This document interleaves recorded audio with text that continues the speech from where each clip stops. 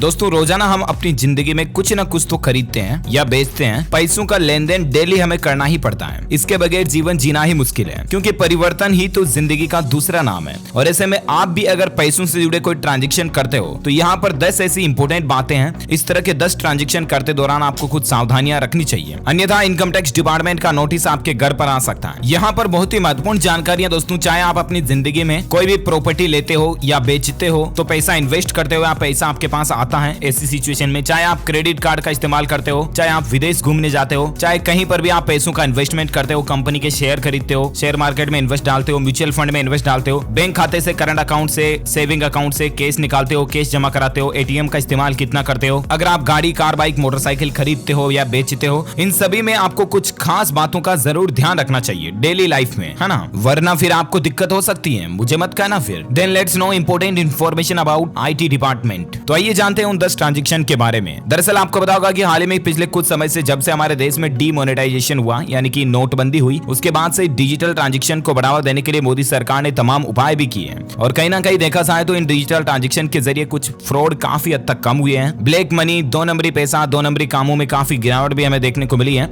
और online digital transaction हमारी life में मतलब फ्लेक्सिबल सुविधा भी देता है हमें किसी भी चीज का खरीदारी करने में, बेचने में वगैरह वगैरह, राइट। लेकिन आपको ये बात ध्यान में रखनी चाहिए कि अगर एक वित्त वर्ष में, जो हर बार अप्रैल से नया फाइनेंशियल ईयर शुरू होता है ना, नया वित्त वर्ष अप्रैल से अप्रैल के बीच में 31 मार्च से ही, राइट। तो अगर एक वित्त वर्ष के दौरान अगर आप अपने सेविंग अकाउंट से 10 लाख से ज्यादा कैश निकालते हैं या फिर 10 लाख से ज्यादा कैश जमा कराते हैं, तो बैंक उसकी जानकारी इनकम टैक्स डिपार्टमेंट को देगा। हालांकि इसमें डिजिटल लेन देन शामिल नहीं है, कैश की बात कर रहा हूँ। और करंट अकाउंट के लिए ये कैश लिमिट 50 लाख रुपए है। अगर आप अपने करंट अकाउंट से 1 साल के अंदर 50 लाख रुपए से ज्यादा निकालते हैं या जमा कराते हैं, तो भी बैंक आपके उस अकाउंट की जानकारी इनकम टैक्स डिपार्टमेंट के साथ शेयर करेगा। और अगर आपके खाते में किसी तरह की संदिग्ध गतिविधि पाई जाती है तो आपको इनकम टैक्स डिपार्टमेंट का नोटिस आएगा। बिल्कुल। वहीं एफडी में भी अगर आप 1 साल में 10 लाख से ज्यादा जमा करते हैं तो इसकी जानकारी भी बैंक इनकम टैक्स डिपार्टमेंट के साथ शेयर करते हैं, ठीक है ना। तो सेविंग अकाउंट, करंट अकाउंट और एफडी, इनसे जुड़े ट्रांजेक्शन की तो ये लिमिट है जिसको आप ध्यान में रखिएगा। वहीं अगर आप क्रेडिट कार्ड का इस्तेमाल करते हैं तो कैश में जमा कराने से आप परहेज करिए। एक वित्त वर्ष में अगर क्रेडिट कार्ड बिल के रूप में 1 लाख से ज्यादा आप कैश जमा कराते हैं तो भी इसकी जानकारी टैक्स डिपार्टमेंट को दी जाती है।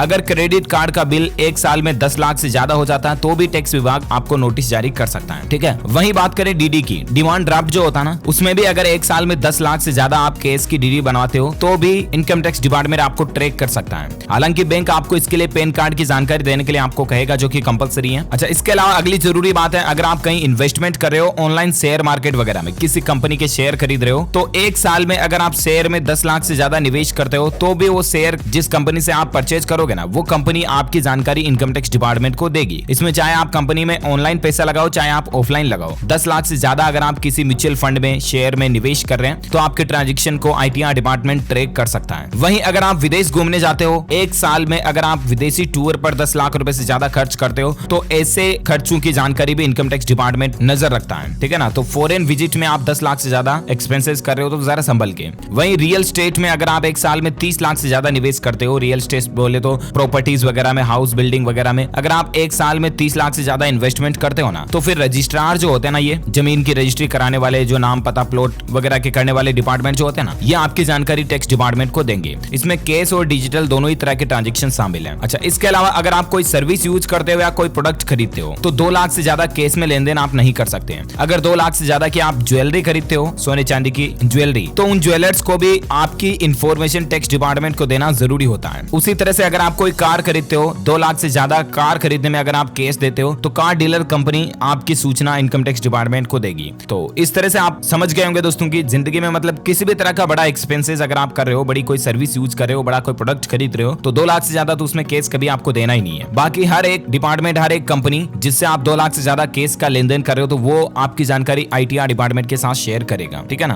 तो ये 10 तो कुछ ऐसे इंपॉर्टेंट चीजें थी जो मैंने आपको बता दी। इसके अलावा भी बहुत तरह के ऐसे अलग अलग ट्रांजेक्शन हो सकते हैं, डेली लाइफ में हमें जरूरत पड़ती है, तो उन जगहों पर आप ध्यान में रखिएगा, ओके। और हाँ, एक जरूरी सूचना जो मैं आपको बताना चाहूंगा, ये इन्फॉर्मेशन आपको बताने के पीछे मेरा ऐसा मकसद नहीं है कि आप टैक्स चोरी करने लग जाओ या टैक्स चोरी करने की कोई टिप्स बना लो, आप ऐसा नहीं है, समझ रहे हो ना। जो लीगल इनकम आप कर रहे हो उसका जो गवर्नमेंट का टैक्स बनता है वो आप जरूर टैक्स पे किया करें, चाहे जीएसटी हो चाहे इनकम टैक्स हो, जो भी टैक्स स्लैब के अकॉर्डिंग आपका टैक्स बनता है वो जरूर आपको पर ईयर पे करना चाहिए। ये सिर्फ और सिर्फ एक इंपॉर्टेंट एजुकेशनल पर्पज से इन्फॉर्मेशन थी जो मैंने आपको बता दी। उम्मीद आपको जानने मिली होगी। वीडियो को लाइक करना, शेयर भी करना, अपने दोस्तों के साथ फेसबुक और व्हाट्सएप पर। और हाँ, अगर आप हमारे चैनल DLS न्यूज पर पहली बार आए हैं ना, तो चैनल को भी सब्सक्राइब करके बेल आइकन जरूर दबा देना, ताकि आपको रोजाना के ताजा अपडेट्स और काम की खबरें तुरंत आपके मोबाइल पर मिलती रहेगी। Thank you, take care, goodbye, जय हिंद, जय भारत, वंदे मातरम।